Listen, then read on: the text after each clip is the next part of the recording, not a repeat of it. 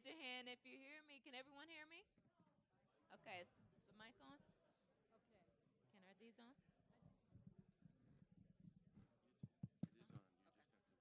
Okay. All right, wonderful. Okay, so welcome back, everyone. What a full day it's been. Woo! Full and exciting day, a powerful day. I hope you had a great day and benefited from all these great speakers and all this powerful wisdom about rebuilding our movement of nonviolence. John and I and the staff at Pache Bene want to thank everyone who worked so hard to make this weekend possible. As John said, we thank Roshi Joan Halifax and Upaya Zen Center for their support. Thank you.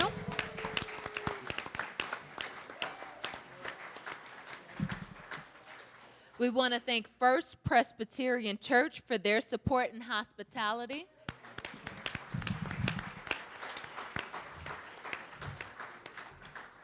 The Albuquerque Peace and Justice Center, thank you. Our friends at the Shift Network who are broadcasting this conference live on the internet. Woo. Veterans for Peace Santa Fe. Yeah. And the International Center for Nonviolent Conflict. Thank you. We also thank the local committee, we couldn't have done it without you, which has been meeting once a month for over a year with John Deere to plan all these logistics on a shoestring budget. You did a wonderful job.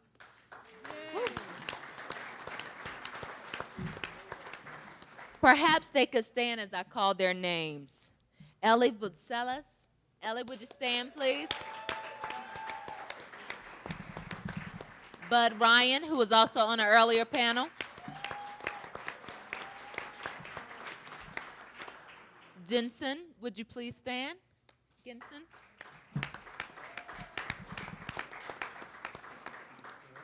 Okay. Ken Mayers. Woo. Jay Coughlin. Yeah. Woo. Thank you, Jay. Sharon and David Hazley Hoover. Please stand. Yeah. Ani Rochelu.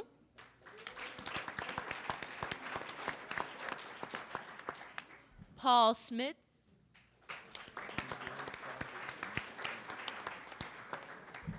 And Reverend Harry Eberts.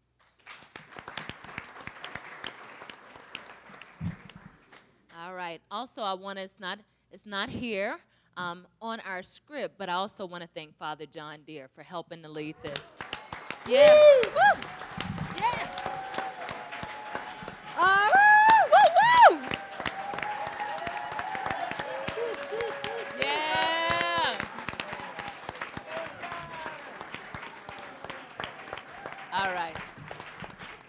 That wasn't on the script, but thank you so much, Kit. And so just want to go over a little logistics for tomorrow before Kit leads us in the closing evening panel. So how many of you were there on Thursday at Los Alamos?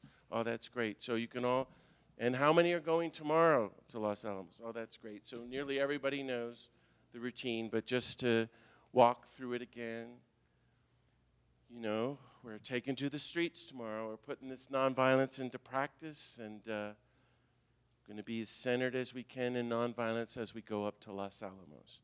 So for the 70th anniversary of the U.S. atomic bombing of Nagasaki. If you want to get there early and help out, we, as you know, we have these 70,000 peace cranes. If you were there on Thursday, all our friends were there for hours setting them up on the stage. It was incredible. You saw the pictures maybe in the Times. We want to do it again tomorrow, but we don't have the volunteers. That would mean getting there by 9 o'clock at Ashley Pond Stage, probably leaving Santa Fe by 8, if you want to. That would be great. If you do that, it would also be great to stay and help take them down. This is a big conversation for a year. What do we do? And Rivera will probably tell us something tomorrow. Maybe we can give some away. We're talking about giving some to Los Alamos, talking about sending some around the world. We might have more information about that tomorrow, but we'd appreciate your help if you want to. The buses. So the buses are leaving at 9:30. And we have 3 full buses. They're leaving right in front of the Hilton. You should have a ticket. And you need the ticket to get on because they're full. The buses, your ticket also gives the bus time that you're coming back on. And it's been kind of thought through. So forth and so on. So be sure to have your ticket. The buses are leaving promptly at 9:30. You want to get here at 9:15 or 9 o'clock and get on the bus. That'll be great. We'll have people taking the buses there. I want to thank publicly Veterans for Peace Santa Fe, who made it possible for these buses. They donated the money for this. We're going to take up a little collection from the people on the bus to help reimburse our friends here, if you want to. So we're going to start at Ashley Pond at 11 o'clock. And remember, this is a kind of initially a solemn commemoration. So it's just going to be like we did the other day. You'll grab your sackcloth and ashes, and there'll be peace signs. Now, the weather reports are calling for a big rainstorm more like lately in the afternoon. That's kind of normal. We've had to cancel once because we're so high up. The rain is really bad. There's lightning. The police come along and ask us to leave, and that's a good thing. Sometimes, if it's not raining that hard, we all gather in the stage, and we might do that. But hopefully it'll be okay. So you bring our umbrella. We have 100 plastic ponchos available in case of rain. On the other hand, bring water. It's going to be hot, and so forth and so on. So at 11 o'clock, we'll start the quiet procession through town, just like we did up Trinity Drive. Then promptly at 11:30, we will all sit down on the ground, the sackcloth and ashes, for 30 minutes of strict silence, like Roshi was teaching us early, to get into that deep place, centered ourselves, and to enter into a time of silence and meditation and being in the present moment, however that takes you. For years, we've been using the mantra to repent of the mortal sin of nuclear weapons, to beg the God of peace for the gift of nuclear disarmament, to reflect on your complicity, on your violence, your nonviolence, all these beautiful questions. It's a very powerful opportunity for us together. Then we will walk back, gather at the stage at 12:30, hear from Medea and Kathy. Beata will be back with us tomorrow. Ken and Reverend Jim Lawson will have a song or two. The U.S. Peace Memorial Foundation is presenting by surprise their annual award. And then at the end, to celebrate peace, I think if Paul is here, we're hoping there will be the 8 to 10-year-old girls from the Pueblo who will do the traditional hoop dancing of peace in our honor. I'm hoping. They're supposed to be there. Maybe these are teenage boys. We may have a troop of 10 teenage boys from Española do break dancing for peace in our honor. But don't get your hopes up. It's been hard to handle and reach, but we're working on that. That's very exciting. The buses leave then, as you know, at 1:30, 2, and 2:30, and that was because some people had to get to the airport and so forth. Please drink lots of water. You know, there's coffee shops near there, and the bathrooms are near there, and so forth. And so we'll go through that tomorrow again.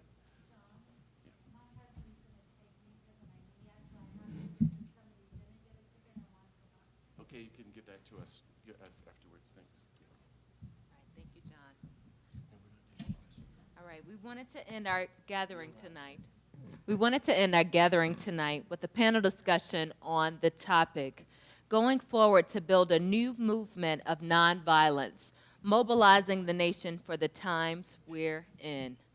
Each of our esteemed speakers have spoken at the conference at least once before, so I won't do any formal introductions, but each speaker will have about 8 minutes to speak. We will hear from them in this order. First, John Deere, then Kathy Kelly, Medea Benjamin, Roshi Joan Halifax, Ken Butigan, and finally, Reverend James Lawson. So please welcome our final evening panelists.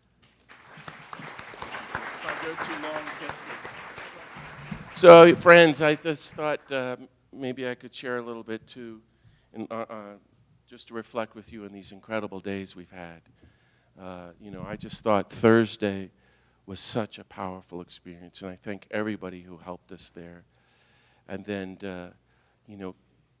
Ken and Veronica's nonviolence training yesterday, and then, wow, to hear Jim speak last night, and Erica Chenoweth this morning, and then to have a workshop with Kit and Ken about going forward and doing actions, and then these panels this afternoon. I mean, Medea and Kathy, and I can't remember everybody, and Jay and Bud and Marion and Beata and Reverend James Lawson again, and then Roshi Joan Halifax at the end. Thank you all so much. I hope it meant as much to you as it's meant to me these days. One of the things we've been talking about as we're going through all of this is that pledge we did last night that Kit and I read, and we want to end the evening with that. This goes back from 2 years ago when we began, Ken and I and Pache Benny's staff began dreaming all this up. And then I wrote a book about this. And I wanted to say a few words about that and maybe one or two thoughts and then move on. I don't know if this is helpful or not, but I mean, as Ken has been saying to us, we live under campaign violence. And we are trying to move out of violence and begin the new journey on the road of nonviolence with these great leaders here in our midst. And so my reflection has been, well, Gandhi and Dr. King and Roshi and Jim Lawson and so many of our teachers have called us to a practice of kind of, how do you describe it, a holistic nonviolence. And maybe we're good at one or two of these, but few reach all three. That's what we are calling for in embarking on a whole new life of nonviolence as peacemakers. So to do all three, this is from my book and from the pledge. Number one, we're going to be really nonviolent to ourselves. Number two, we're going to be meticulously nonviolent toward every human being we meet, every human being on the planet, every day for the rest of our lives, and to all creatures and to all of creation. And number three, at the same time, we're going to have one foot in the global grassroots movement of nonviolence. What do you think of that? Yes. No, you don't like that at all. It's like we're good at one or two of those. That's why I really wanted Roshi to speak to us. How are you doing at being nonviolent to yourself, especially as activists? To look deeply within at the roots of violence in us and to let it go and to really be living in the present moment of peace and to be practicing nonviolence to yourself the way we want to practice it toward everyone in the world in the hopes of a new world of nonviolence. And I just invite you to be, as Roshi was teaching us this afternoon, as attentive to what's going on deep within, that clarity. And that's what we're called to grow up and be mature, great peacemakers now. At the same time, all our relationships, especially as people who care, to be meticulously nonviolent to everybody we know. So we're all for peace, but deep down there's somebody we'd like to get back at with a little revenge. And oddly enough, that person becomes your teacher of nonviolence, exposing the violence within you. How are you practicing nonviolence with the difficult people in your life? I invite you to go deep with that. How we can be talking about a global movement if we can't be continuing to model as Gandhi and Dr. King, Roshi and Jim and our speakers have been teaching us. Very important questions. And to be merciful to ourselves in the journey. But at the third time, the whole point of this conference was to help Let's Join to build a new global grassroots movement of nonviolence. No, it's already happening. But we all want to be a part of it and build it stronger and deeper every which way. And that's so exciting. I mean, if Walter Wink were here and alive, he'd be telling us 2/3 of the human race is personally involved in grassroots movement of nonviolence. We heard Erica Chenoweth delineate all these incredible movements that have happened, how nonviolence works. You and I want to be part of it. I hear Jim saying, every one of us is needed. Every one of us can make a difference. But we got to be strategic now and mature and go forward. Well, that's why at the end tonight we'll read that pledge again from page 39. I wanted to say two things in closing. One is I really like and study seriously the abolitionists. What those people did is incredible, working for the abolition of slavery. And to paraphrase Arundhati Roy, the great first casualty of the culture of violence and war is the loss of the imagination. We are blind, as Jim quoted scriptures, without a vision the people perish. The abolitionists came along and proclaimed the new vision of what it means to be a human being. We are all equal. We reclaimed the imagination and organized a movement toward that. They are our ancestors. We are their heirs, I think. And our job is equally challenging. We have to help each other reclaim the imagination for peace, for the coming of a new world of nonviolence, which means we are saying, we are announcing the abolition of war and poverty and racism and sexism and nuclear weapons, environmental destruction, and the whole darn system of violence, and the coming of a new world of nonviolence. Everybody's going to say, you're totally nuts. And we're going to go for it. As Jesus would say, the kingdom of God is at hand. A new world of nonviolence is at hand. What do you think of that? Yeah, that gets me excited. Howard Zinn, the great historian, who wrote the book, A People's History of Nonviolence, was here having lunch with some of us in Santa Fe a few months before he died. And he said to me, you all know him, he said, I spent my whole life studying the movements of social change. The abolitionists, the suffragists, the labor movement, the civil rights movement, the anti-Vietnam War movement. And I finally realized after 40 years, all of them, from the beginning, the middle, right to the very end, were hopeless, hopeless, hopeless. I said, Howard, that's not helping me. And he said, and then I realized there was this big breakthrough. And I thought, why? And I've studied them all these years. Why? And I realized it's because ordinary people kept at the struggle for justice and peace and did their work, 1, 2, 3, 5 things a day, even if they knew they weren't going to live to see the victory of justice they were working for. Gandhi says, and Dr. King and Jim and Erica say, that's how nonviolence works. It becomes contagious and a movement can be built. I encourage you to keep at it. Thanks so much.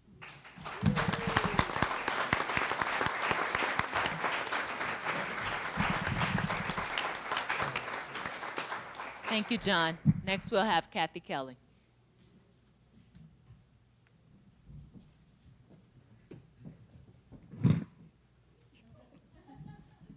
And I wore my tall people's shoes. Thank you very much. It's a privilege again to be with you this evening. I want to begin with an apology. When I spoke earlier, I used a phrase that I regret, and someone from our audience helped me understand that I chose a very poor metaphor. I spoke about prisons and prison guards in a situation of being a setting for human zookeepers. And of course, the prisoners are not ever to be confused with animal life. Of course, we don't want to demonize the people who are employed in the prison. So I do apologize for that. I won't use that phrase again, and I do thank the person who brought it to my attention.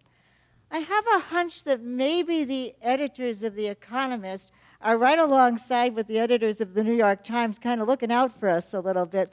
They put an article in the most recent issue, which is about elephants in Angola. And in 2004, there was a precipitous rise of carcasses of elephants found in the Angolan countryside because there were landmines all over the countryside. But over the past 10 years, the elephants have figured out how to sniff out the landmines, communicate with each other, and they're picking their way, galumph, galumph, galumph, through the landmines.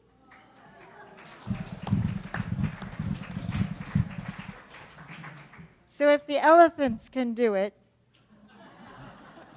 but we also have to recognize who planted those landmines. So I want to speak with you a little bit about Sister Joan Brown's beautiful metaphor when she said that somebody came to the Rio Grande and said the only water they could see were the tears in their own eyes. And I think that as we strive for clarity and strive for honesty, it's okay to be weeping over our situation. And so I want to confess to you also, probably in my lifetime, no one is ever going to put a gun in Kathy Kelly's hands. So if I say, I don't shoot a gun, well, big deal. The questions about nonviolence that are a lot more challenging for me are, am I trying to live more simply each day? Amen. Am I trying to share resources more radically each day? And am I trying to prefer and even revel in service rather than dominance each day? So, of course, to believe nonviolence can change the world, of course, never to let inconvenience get in the way of practicing our nonviolence, of course, to say the poorest must be our top priority, but to recognize that whether or not someone like me carries a gun is actually pretty irrelevant, and of course, never to demonize. The Reverend Dr. Martin Luther King challenges us further. He said in that speech in the Riverside Church that we should try to see the humanity in our enemies. Now, at the time, he's probably thinking a lot about the Viet Cong. How do we update that?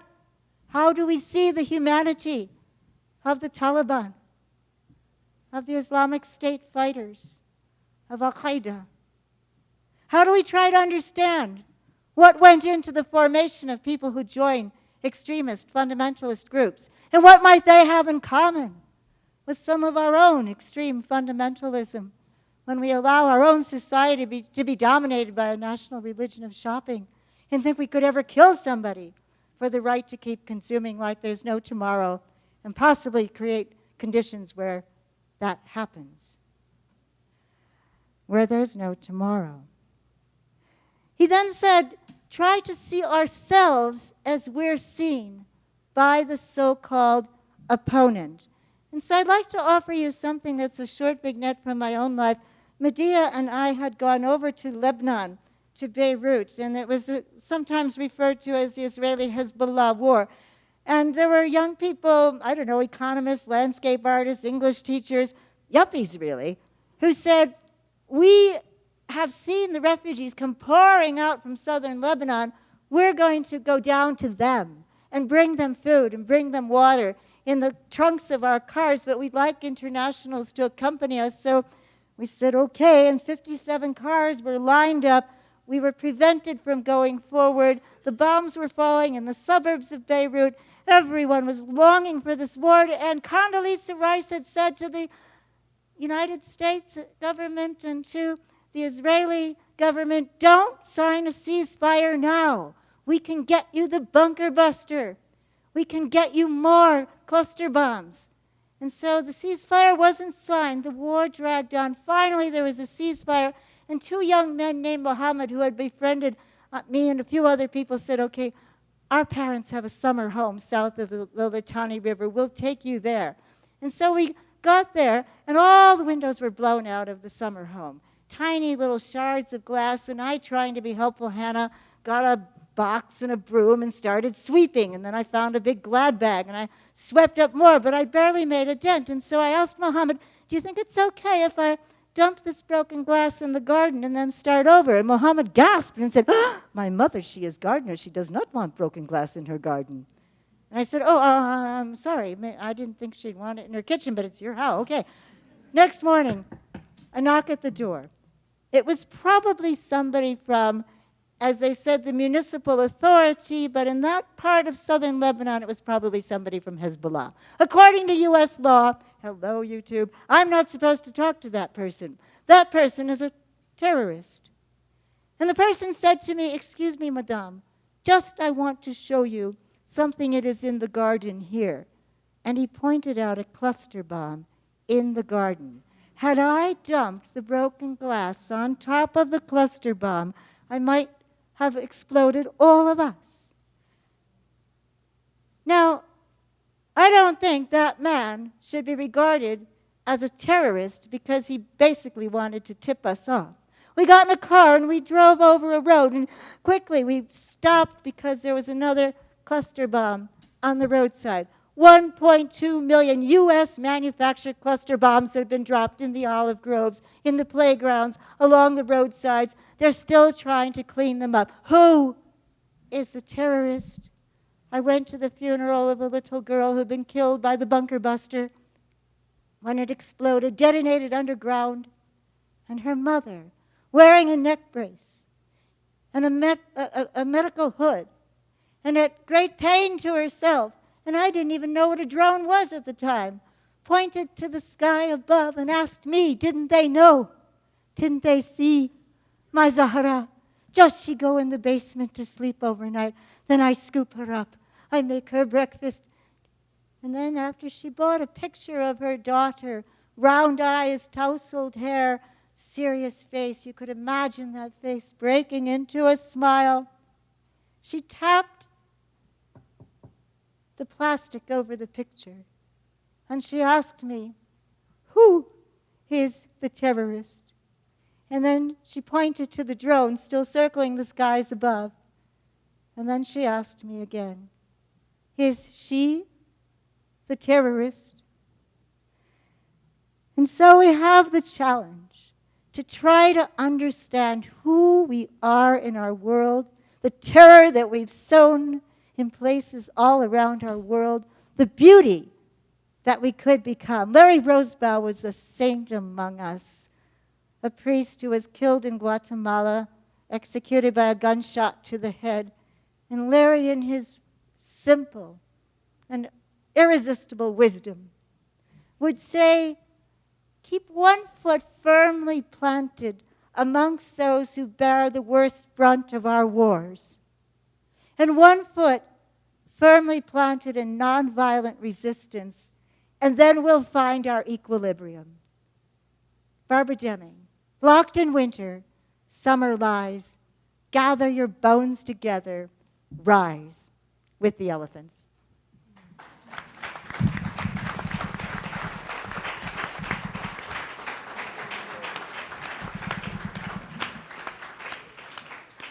Thank you, Kathy Kelly. Powerful words.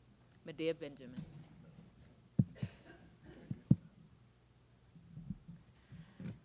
So I was thinking after listening to Erica's amazing plenary session today, how when we are out doing the work of trying to nonviolently resist, we are called naive. Every time I am engaging in a debate with somebody about why we want to seek political solutions, non-military solutions, they say, you're so naive. And I say, look at what those military solutions have wrought in the last 13 years. How can you possibly call me naive if you think that the military solution is going to do any good? Look at the level of extremism after 13 years, and I'm not talking about our extremism now, which I could talk about, but if you talk about Al-Qaeda, bigger than it was, ISIL didn't exist before, Boko Haram, bigger than it was, Khorasan Group, who knows whether it exists or not, but they say it does, the spread of extremist groups throughout the Middle East, throughout North Africa. That is the result of a militarist approach to U.S. policy. And that is what we are up against, because the solutions are political solutions. And the solutions are things that our, quote, leaders in Washington refuse to even talk about, which is, how do we become more loved in the world? Well, we could tell them a lot of ways we could become more loved in the world, right? Let's start out with something simple. Is there any other country in the world that has so many military bases on other countries' soils? Absolutely not. Is there any country in the world that would allow? Would the U.S. allow a foreign country to have a military base on our soil? No way. The U.S. has over 800 military bases in 70 different countries around the world at a cost to us of about $100 billion a year. Don't you think we could come up with a better use for $100 billion? Don't you think it would actually make us more loved in the world? And in fact, if you look at one of the reasons that Osama bin Laden said he hated the United States is because we had military bases in Saudi Arabia and the Holy Lands. Closing down the military bases would be a win-win situation that would make us more loved in the world and more secure here at home. What other things could we do to make us more loved in the world? A simple thing would be to stop supporting repressive regimes. One of those would be Israel. That's right.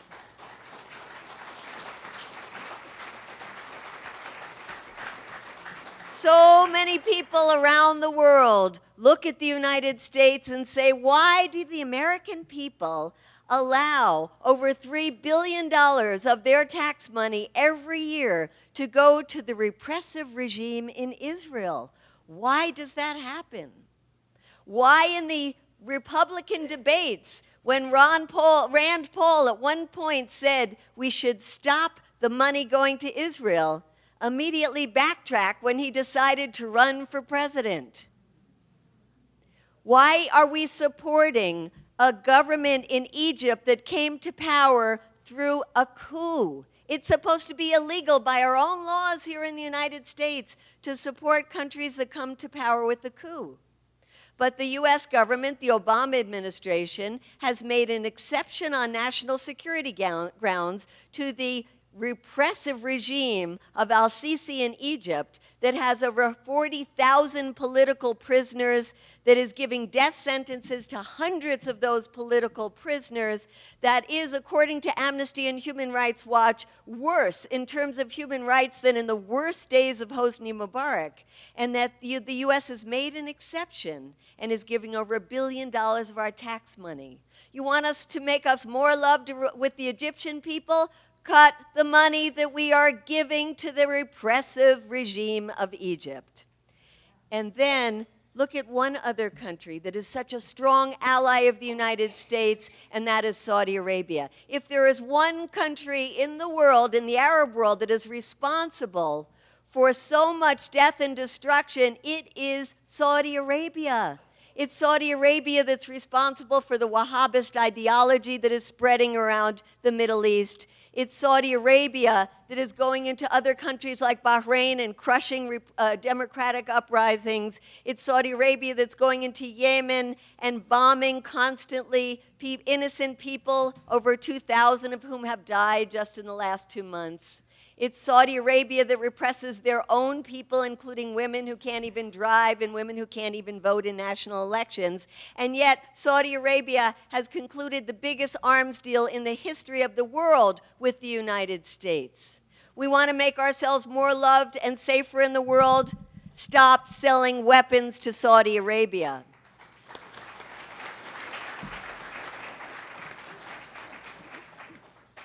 We want to make ourselves more loved in the world. Stop being such hypocrites when it comes to nuclear weapons. Here we are with this deal with Iran in the balance right now. And the way the people in Washington who are trying to quash this deal are portraying Iran is saying there are no moderates in Iran. They hate us in Iran. How many people have been to Iran here? Would you say it's one of the countries where Americans are most loved and welcomed? Incredibly gracious, wonderful. You say you're an American, they love you. I'm a Jew, I say I'm a Jew, they love you. They are wonderful people in Iran. And yet you hear people in Washington say there's not a moderate in Iran, they all hate Americans. And the Iranians, what they say to us is, we don't even want nuclear weapons. But look at the hypocrisy of the whole thing. Look at Israel that won't even admit that it has hundreds of nuclear weapons, won't join the Non-Proliferation Treaty. And what does the United States say about that? Nothing. And what about the United States that won't live up to its own obligations in the Non-Proliferation Treaty? What about that? So it's become an issue of national pride in Iran. So certainly one thing we could do to make us safer in the world is to be less hypocrites, to abide by our obligations, to tell Israel that it should not have nuclear weapons, to call for a nuclear weapons-free Middle East and, of course, a nuclear weapons-free world.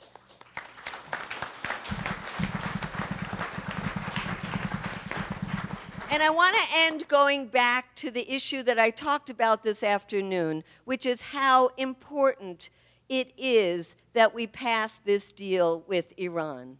The way the scenario is said to play itself out is that it will lose in Congress. President Obama will then veto that. And then it's a question of whether just 1/3 of the either house will be able to sustain that veto. Now, it's pathetic that that is what it comes down to. It's absolutely pathetic that there is not just tremendous, overwhelming support for this.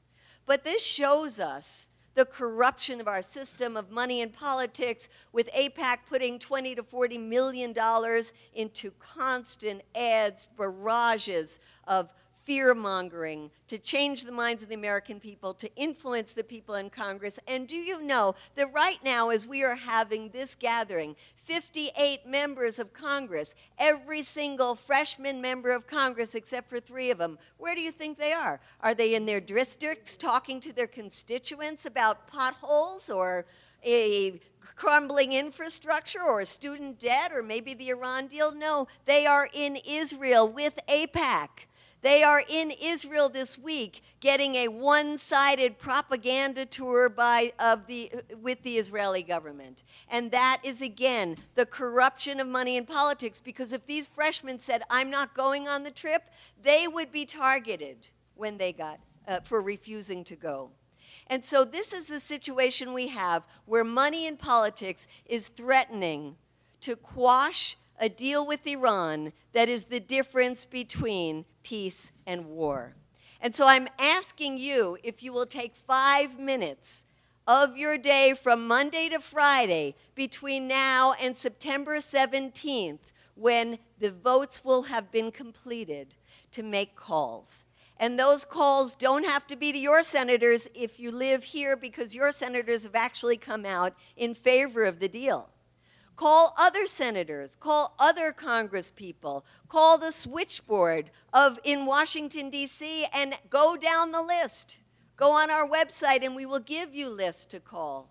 But it is our obligation. So raise your hand if you're willing to take 5 minutes out of your day to make phone calls. Thank you so much. Let's do this. Let's make sure that when we talk about nonviolent solutions, that we are doing this ourselves individually and collectively to make sure that come September 17th, we have a nuclear deal signed with Iran. Thank you.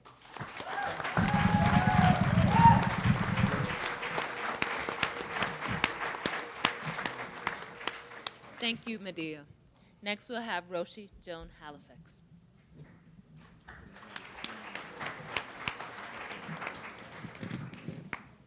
Thank you so much. So I want to speak briefly about the value of moral outrage. Today's been a kind of fire hose experience, if you know what I'm saying. And it has been profoundly informative. It's also built a community in this space. And it's elicited from us commitments, promises, about how we will move this vision forward. And listening to Medea, listening to some of our speakers, I've been very aware of my own arousal level and very sensitive to the fact that without moral outrage, it's not possible for us to have an arousal level for us to take action in the world. But we have to look at moral outrage from two perspectives. One is the value of moral outrage that happens in relation to an episode that's episodic. The other is moral outrage that becomes chronic. And the crushing effects of moral outrage on the human immune system, on the human psyche, and the human heart.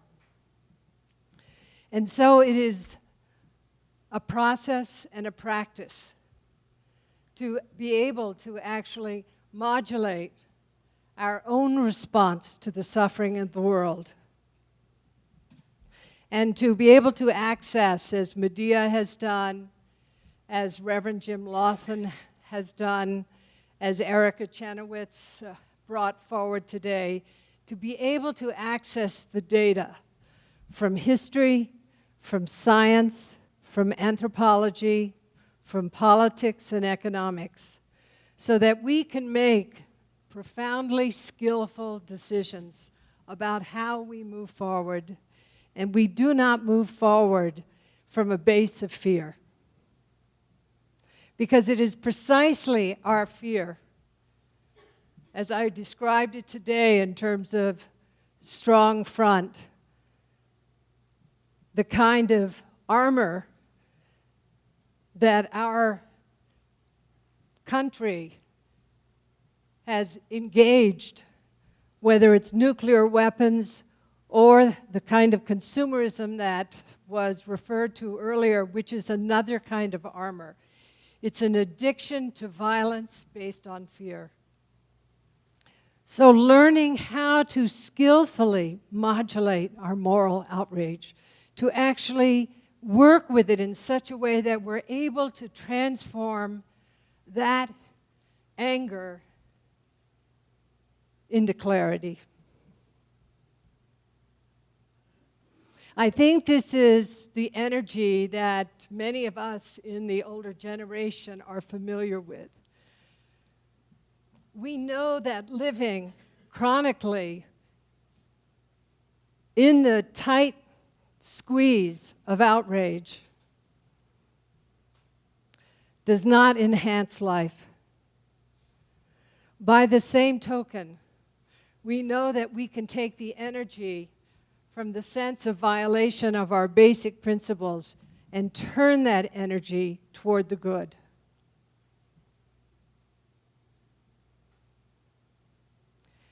Our Tewa sisters, as I said in the session that I was part of this afternoon, really gave us a sense of the value of recognizing the sacredness of this moment and the sacredness of where we are in place and in history. At the end of our event at Los Alamos,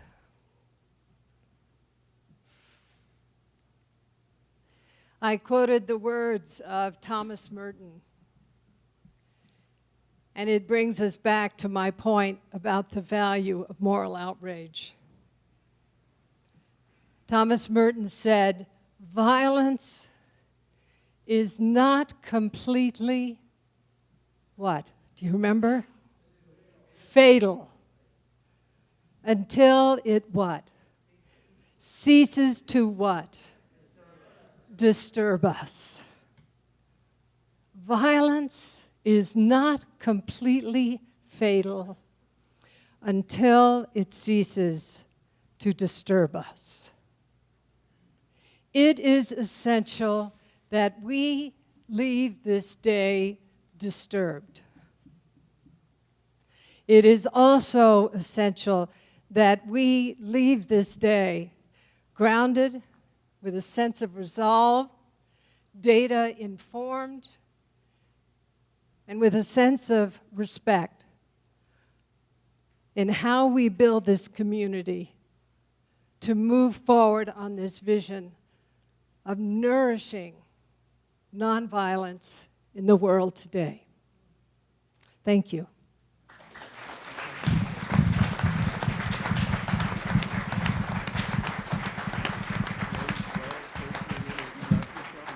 Beautiful. Thank you, Roshi. Next, we'll have Dr. Kim Butigan.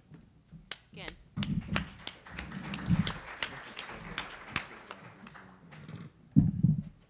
The sun never says to the earth, "Hey, you owe me." Look at a love like that. It lights the whole world. This is a poem by the great Hafiz.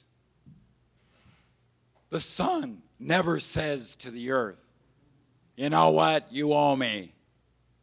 Look at a love like that. It lights the whole world. There's no accident that you're sitting in those chairs. It's not an accident that we are here. Whatever conspired in your own life to bring you to Santa Fe for these momentous days, it's not a surprise. We're going someplace. This is no longer a conference. We're in a way station. We're about to rush out of here and do amazing things. This is not a workshop. This is not a rehearsal. This is an opportunity for us to honor and live that love that lights the whole world. We have an opportunity. We have an opportunity, all of us, to say the world can be lit up like that. And guess what? I get to be part of that. Every one of us gets to be part of that. Dr. King wrote an essay called My Pilgrimage to Nonviolence. We're on a pilgrimage to nonviolence, each of us. We've had amazing mentors last night and today to go on this pilgrimage, guides for the pilgrimage. What's a pilgrimage? A pilgrimage, from my perspective, is a significant journey to a meaningful destination of transformation. We're on one of these spiritual practices, all of us, and we found each other. We're not isolated and alone. All the people in this room and all the people watching at home around the world, we are on a pilgrimage together. That means we're not alone. We belong because we all want a world that works for everyone, where everyone matters, where the well-being of all is the priority. And we know we can't get there alone. We have to go on a pilgrimage together. A pilgrimage has 8 stages. There's the longing. There's the call. There's the preparation. There's the departure. There's that journey. There's arrival at the center. There's the return. And then there's integrating it into our own lives. Our lives are calling us, just as this conference is calling us, to great things, to a world where we all matter, to the beloved community, as Dr. King called it. We're called to that. And now we're in the preparation, the deep preparation that Reverend Lawson has talked about. We're going way beyond workshops and trainings and study groups. We're in deep preparation. We're in deep formation. And the great thing is we don't have to go there alone. We have everyone in this room that's holding us in this abode of possibility and transformation. we have this opportunity to walk arm in arm, side by side, in great solidarity and tenderness. We have that opportunity to link arms not only with the people in this room and not only in the people watching this live stream, but every single person on this planet, because everyone is going to be part of the solutions, even those people we don't like very much, even those people who right now are in stage 1, and we know we're going to get to stage 7 where we're all part of the solution out of this journey of nonviolent change. We're in the preparation, but we're about to depart. When I was sitting here listening to Medea and Kathy and John, listening to Roshi, Halifax, I was thinking, this reminds me of these amazing actions I've been part of in my life over the last 30 years, where some of us have gone to jail for a long time. And the night before, you get together, and it's nervous energy. It's a pre-action gathering. It's let's get all the logistics down, but let's get the spiritual journey and deepening. Let's get that really ready and deep and share that together. I really had a hallucination as I was sitting here that that's what we were about. And in fact, we are going to Los Alamos tomorrow. It's no simple thing to go to the gates of hell. It may be simple for the choreography we've created, but psychologically and spiritually, we are going to the gates of hell. And that does something in our right brain. And it's done something in the right brain of the society that most of us have lived in for all these years. But we don't shirk that possibility. We actually are going to depart, and I don't have to go by myself. You don't have to go by yourself. You don't have to go by yourself. Think of who is in the room. Think of all the violence and injustice that every person in this room has had to deal with in her or his life and has survived and has transformed that, has made contact with that violence. The biggest part of the word nonviolence is violence. People say we shouldn't use it for that reason. I think it's absolutely important that I recognize my own violence and how I'm going to befriend that woundedness and transform it, bring it into tea, transform it. When I think about the great guides we have in this space and watching, but also up here at these tables, I have been moved so many times in my life by the work of Medea Benjamin. The endless action she takes and the endless risk she takes, and she doesn't stop. She doesn't stop.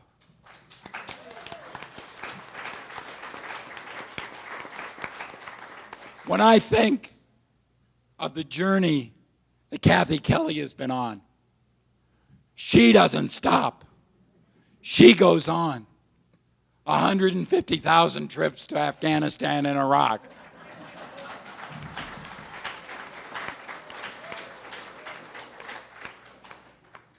When I think of Roshi Joan Halifax, I read a book by her 35 years ago. She moved me and transformed me then, as she moved and transformed us today. She is a guide for us. She is a mentor and a shaman for us as we move forward to the gates of hell, but also the gates of possibility. We're going to a place, we're going to depart on the journey to a place that we know the salvation of the world depends on seeing those gates of hell transformed into the gates of paradise. The possibility that we can transform a way that's so wayward. A way that's so wayward. When I think of John Deere, who has been my friend and mentor for over 20 years, what he has been at. He goes for it. He's teaching us how to stick to it, to be relentlessly persistent, to say it is possible, in spite of all the evidence, it's possible to be the human beings we're called to be. Kit Evans Ford, oh my God. I met Kit 5 years ago. We worked on a project with youth of color in Oakland, California. And she was just totally on it from the beginning. And she was able to, out of her own experience of woundedness and sacredness, relate to those young people, say they matter, hear their stories, lift them up, and invite them on the difficult but challenging and beautiful path of nonviolent change. And what about Jim Lawson?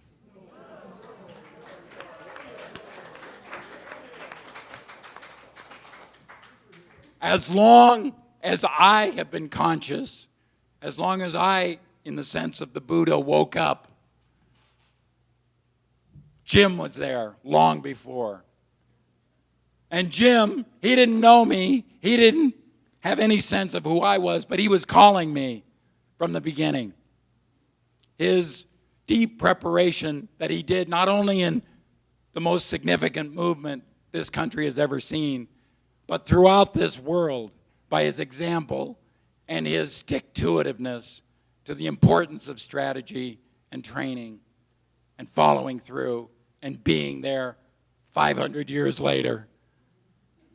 Jim Lawson is another one of these guides who are going to lead us up that difficult path, that difficult highway up to Los Alamos, to that place that tries to pretend that it's discovering the new paths for humanity. We're on a pilgrimage, so we're going to depart and we're going to go on a journey. And then we arrive at the center. And the center is this place of amazing awareness, transformation, and possibility. It's going to be different for each of us, but our society has to arrive at a new center. And that's what we're not waiting for anybody else to tweet us about. We're going to do this. We're going to say it matters enough that we're going to strike out for the center. And we're going to make that awareness and transformation real. Is it easy? No. Will it happen overnight? Not at all. Will it happen all in our lifetimes? No, it won't. But what a great thing. And then when we get to the center, we get to say, wow, look at this. Where everyone matters. Where everyone gets what they need. Where that love that lights the whole world is really present and evident. Then there's the return, which is sometimes difficult and sometimes easy. And then we integrate it into our everyday life. That is to say, we say, this is going to be sustained. What we learned when we went to the mountaintop, when we went to the gates of hell and then the gates of paradise, we are bringing back for our whole society. Campaign Nonviolence is this wager. Some of us have been part of single-issue movements for a very long time, and some of them have been very successful, and some are still coming into being. But we had an instinct. We need to come together, connect the dots.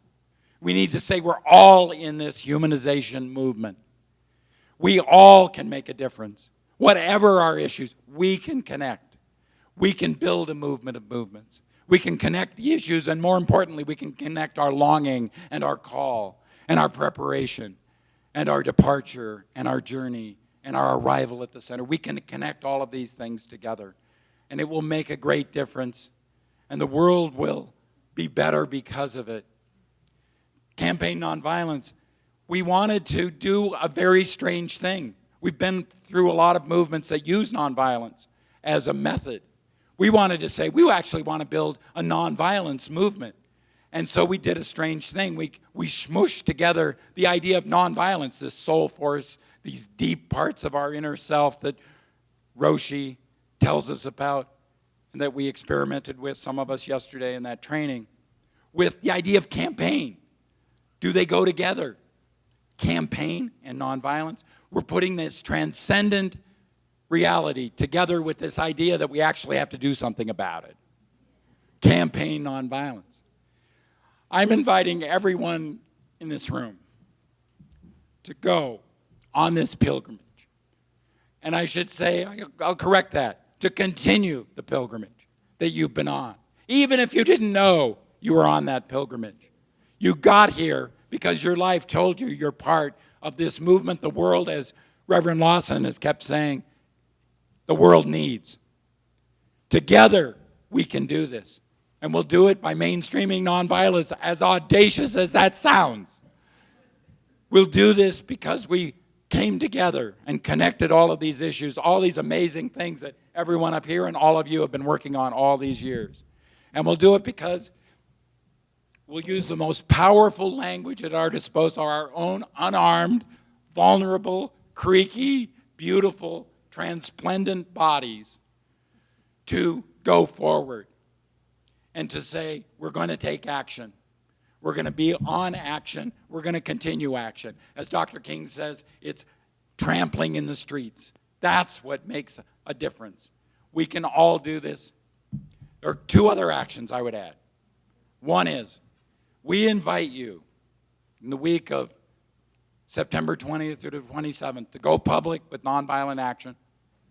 We also invite you one day that week, fast from violence.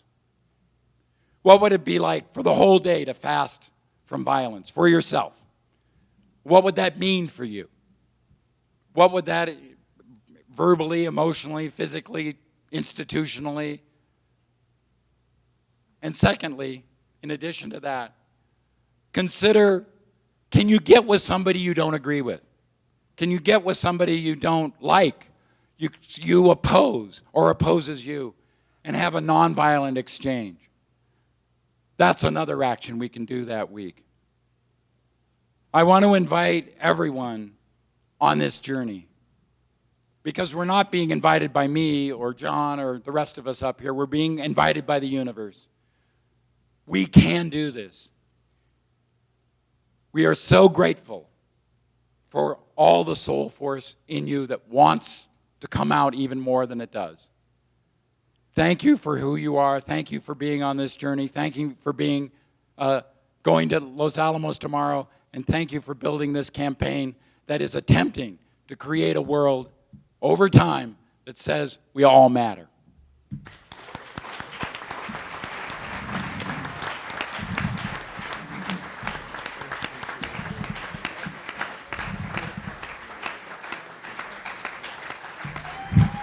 Beautiful, Ken.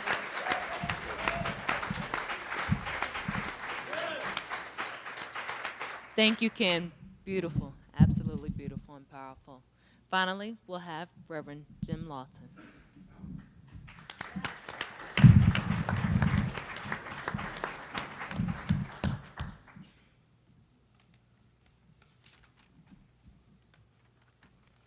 Well, it's good that we are here. I've said this before. I'm very grateful for all of the presentations this evening. And Ken has done an excellent job of summary, although I tell you to take the Jim Lawson part with a great grain of salt. But otherwise, all of these persons do represent perspectives in their own struggle that are so critical and been all, for many years for me, a very clear witness, a part of what I think about and read and also try to learn. You've been an excellent audience this evening after a whole day like this one, a jam-packed day. We've heard many, many good things. Erica's lecture this morning was on target. I want to push very hard the fact that nonviolence is a science of social change, that nonviolence is strategically active requires, what I've said before, deep preparation and also. And we in the United States and anyone who's going to be campaign nonviolence must develop an implacable critique of violence in our society, the violence of racism, of sexism, the violence of plantation capitalism. We must crack the balloon in this country that is a part of our culture that tries to suggest that the gun and the bomb and the military bases all over the world are essential for the human race and essential for ourselves. This is more than just a betrayal of July 4th, 1776. It's a betrayal of all the philosophical and spiritual heritage of the human family. And we, if we want this campaign to move forward, we must, in our own localities as well as in ourselves, insist that already in the 20th century and into 21st century, nonviolent conflict, nonviolent civil resistance, nonviolent struggle has proved itself to be a far superior way for the empowerment of people and for the accumulative power of people to make change in their own localities and the rest. I want to tell you quite specifically another way in which I've been working across the years, of which I do not say that much, but of which I have a fair amount of down deep confidence in what that work has helped to create. I've emphasized throughout that we must work at the local level in ways to make changes. And one of the local ways that I have been working with in Los Angeles is the work of organizing the poor in unions so that they can, as a beloved community, take upon themselves the task of doing the work that they require. I moved as a pastor to Los Angeles in 1974.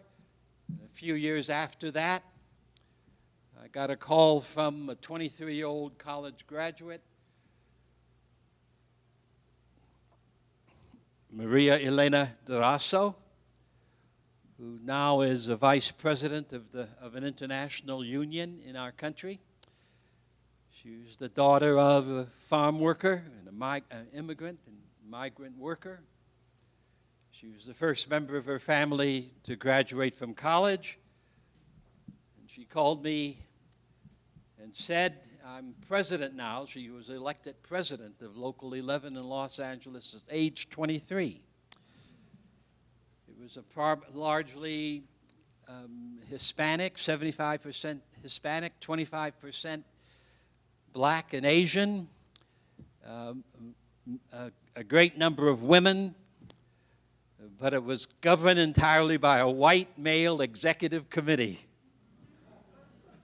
which didn't want to do anything other than, I guess, take their pay and run the meetings and the union, but had not had very much understanding of what these very poor workers went through on the job, in their homes, and so forth and so on.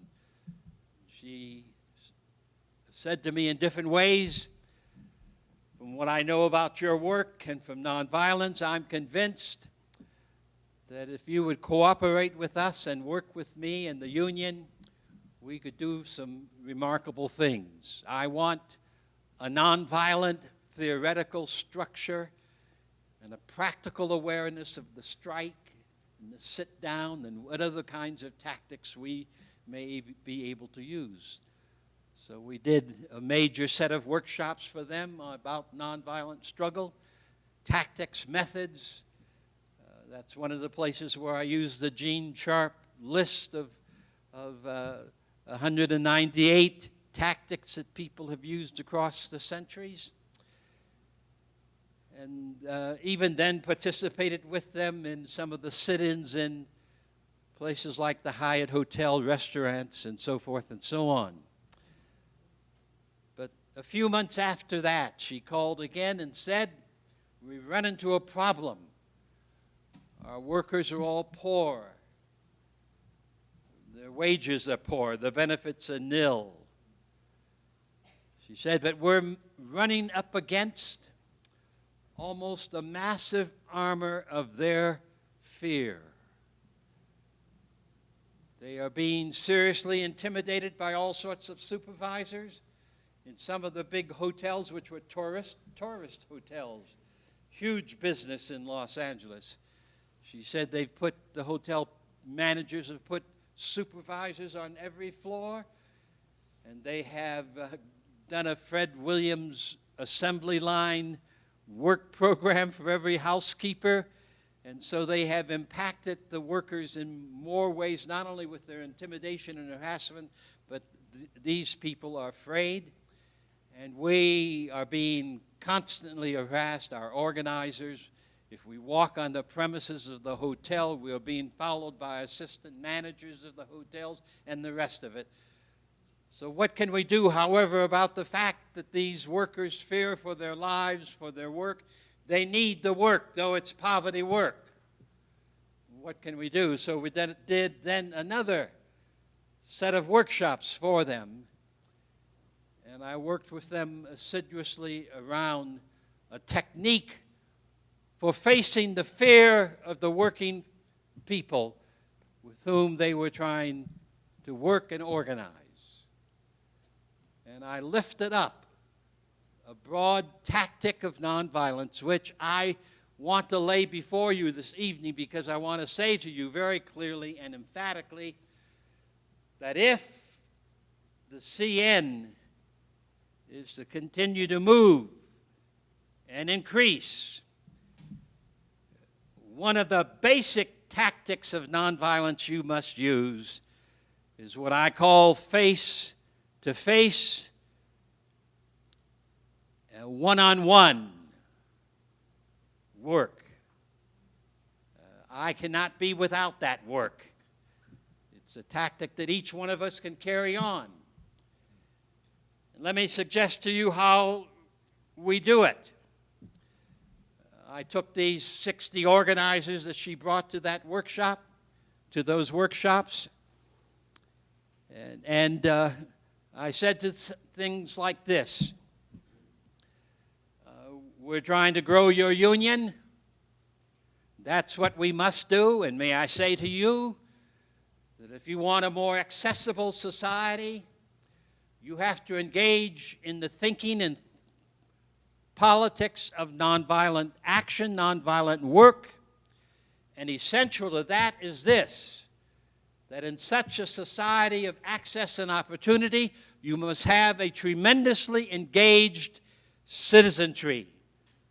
All sorts of people engaged locally in their organizations that take a serious and keen, informed interest in the neighborhood, in the city, but also, therefore, in their country. Engaged society has to have religious organizations, political organizations, economic organizations, fraternal and social organizations. But above all, I'd say to you, it must have unions, working people's family unions. Without those unions, without those unions looking out for the interest of the working families, the working people, you cannot have an ongoing acute critique of the economy so that the economy can improve in its distribution of wealth and opportunity and the rest of it. So those who beat up on unions, in fact, want the American model of democracy to fail, to not exist. And we need to say that to more of them. But in any case, facing this environment of fear, I said to this group of organizers the following things. Do not primarily work at the site of the restaurant or the hotel. Don't frighten the workers on their jobs more. Don't make your emphasis on the worker joining the union. Get hold of the names of workers. And then as you organize, you go out into the community where they live. And you go to their homes. And you face the worker there on his site. And you do not begin by trying to tell your own story. You begin by seeing if you can get that worker to talk about his or her fears, harassment, intimidation on the job. Perhaps in that first session, when you end after 35 or 40 or 60 minutes, or as long as it seems to want to go on, you might ask the worker something like this: does your spouse know of your anxiety and fear on the job? Do your offsprings know about this? Have you shared any of this with your best friends? I suggested if you inquire if they are a member of a congregation, then go talk to find out if the worker has talked to his pastor or priest about his situation, his poverty, his working climate, his fear, and all the rest of it. Then a second major step was to go back the next week to the same worker. Be gracious and generous. Don't brag about anything in your own life, but see if through talking face to face you can help the worker to assess his situation in such a fashion that he will talk about it to others. He will begin talking about it in his job's place with others. He will begin conjuring up his aspirations for the future on that job. Well, as a consequence of that effort, Local 11, it's now called Unite Here, Local 11, the international union, but that local started a process.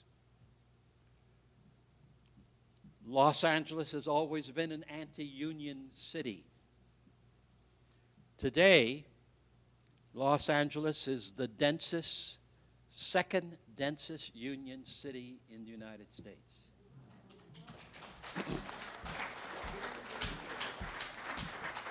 And I am told by labor educators at UCLA and elsewhere that my introduction of nonviolent theory and tactics to that union became the model, became then in Los Angeles the model for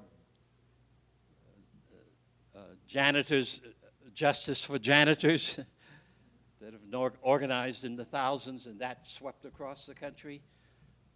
And then one of the first unions for security workers in Los Angeles, 85% of them black men, and that has swept across the country. They became a model for how you can organize and increase your numbers. And a part of the whole business is to help people tap their own soul, their own spirit, their own heart, their own learning, so that they are empowered by recognizing who they are and recognizing that they have power that can be exercised in their families, in their community, power that can be exercised and joined with the power of other people, power that when joined with strategic planning of strikes and negotiations and the rest of it, can effect change in themselves and in their neighborhood and in their numbers. Now, a part of the major task we have, I say to you, sisters and brothers, is that we must escalate our numbers.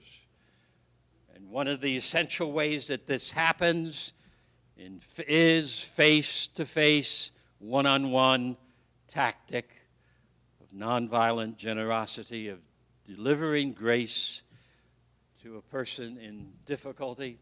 So I suggest to you, make a little list on a pad, think about it carefully, select 5 people who you know who you would like to see not only enhance their own lives and their own sense of being and doing, but who you think would make people who ought to join CV rather, CN. And then see if you can get it in your lives that the possibility that one of the activities I will carry out weekly is to take one of those names and seek out a one-on-one and talk to allow, in fact, the spirit of life and the spirit of universe to engage that kinship and that relationship until this other person decides they too must get engaged out of their own souls and lives. So I offer that technique because nonviolence, friends, is about power. Now, the theoretical, the reflective work is all important, and I have practiced that in so many ways all of my life. But that reflective work has to reach the place of internal power, and then the power of people coming together to exercise their power in direct action that helps to move others and move the nation. Today in our nation, many of our local communities, we can do this kind of work with Dream Act people, which is another area which I'm deeply, profoundly impressed, where I've done major work. It can be done with unionizing. It can be done in the issue of developing a nonviolent perspective in the police department. Let me tell you another story in Los Angeles that I learned some years ago. In the 1992 uprisings in Los Angeles, there was a high commission selected by Mayor Tom Bradley to study what went wrong with the police, because it was a police misbehavior and assault that created the match that burned. And their study came out maybe in the January of 1993. And in that report of what went wrong with the police, I was surprised by this: that the police department had to be sued for women to go on the police department.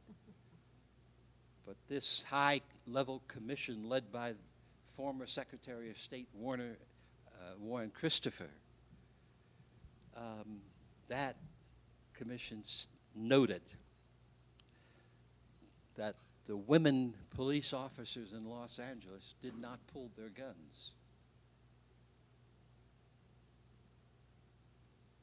That is not just in the year 1992, but 91 and 90. That over and over again, women walked into volatile situations, even where a crime was being committed and where there was violence. Even in those situations, they walked into them and they talked them out of it. They calmed down the fear and the animosity and did whatever arrests they had to do without tapping their guns. Now, you can go study that report for yourself, but that shows you why, in fact, sexism must be removed, because women do bring a part of the human being and a part of humanness that we need, and we males fail because we do not have the counterpart of the influence and power and compassions of women. So I offer you this idea. Here's a tactic. We must escalate numbers. And each of us can play a role in that escalation concretely by helping to organize a union, by helping organizing a campaign for change within your community on the issue of homelessness or poverty or violence. These opportunities are there. It is out of that hectic work that we will advance our cause here, and that we will advance today when we will see the national campaign reach a point of power and possibility that will challenge all of the center powers of our own country. So I insist that nonviolence is power, and it's in all. Rabbi Joshua Heschel in 1965, when he went on the Selma to Montgomery March, he wrote afterwards and said that I felt my legs were praying. Since so many of us are religious people, I want to push the fact that the alternative forms of meditation and prayer and worship are within our grasp. I've experienced that over the years as a pastor, as an activist. Prayer and reflection is extraordinary when we do it in a jail cell, when we do it in a hospital room, when we do it in the jail, when we do it marching with people. And in fact, in Los Angeles, I've been arrested many more times for organizing poor people than ever in the civil rights movement or in the movement or on so-called peace movements. And one final word. A friend of mine, Vincent Harding, a nonviolent practitioner and teacher, has said a couple of years ago a statement that I want to lay before us all. He said, I am a citizen of a country that does not yet exist.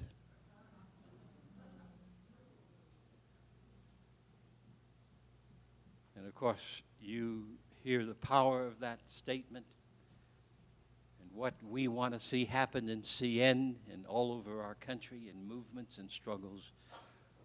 We want to engage in that journey, as Ken has said, that allows the country that does not yet exist to arrive in a full-blown fashion. And I'm still convinced that eternity is not finished with the human race, that those who want to bomb Iran, those who have placed 13 different countries in Africa, on the ground fighting troops from the United States, those who want to control the water or the oil of the world, they do not represent the best of the human race, nor do they represent the purposes of evolution or eternity. We who want a different land, we want a land accessible, a land full of justice, a land where dismantling of the cruelty systems is being done, and a land where we're making space for the new burst of freedom and opportunity can be made. And I am still of the mind that that land and that world is more possible than we know.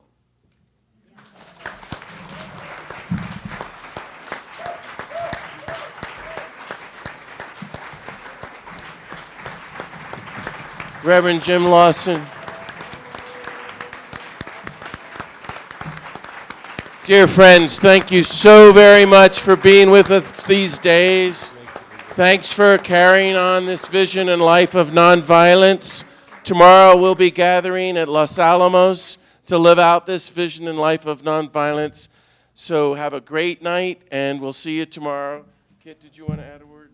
Yeah, we'll finish with the Campaign Nonviolence Pledge, which is on page 39 of your booklet. Page 39. Oh, one over here. I solemnly pledge to take a stand against violence and to help build a culture of active nonviolence. I will strive to practice nonviolence toward myself, practice nonviolence toward all others, and practice nonviolence by joining the global movement to abolish war, end poverty, stop the destruction of the earth, and foster a just and peaceful world for all. Good night and God bless you. Thank you so much, everybody. See you tomorrow.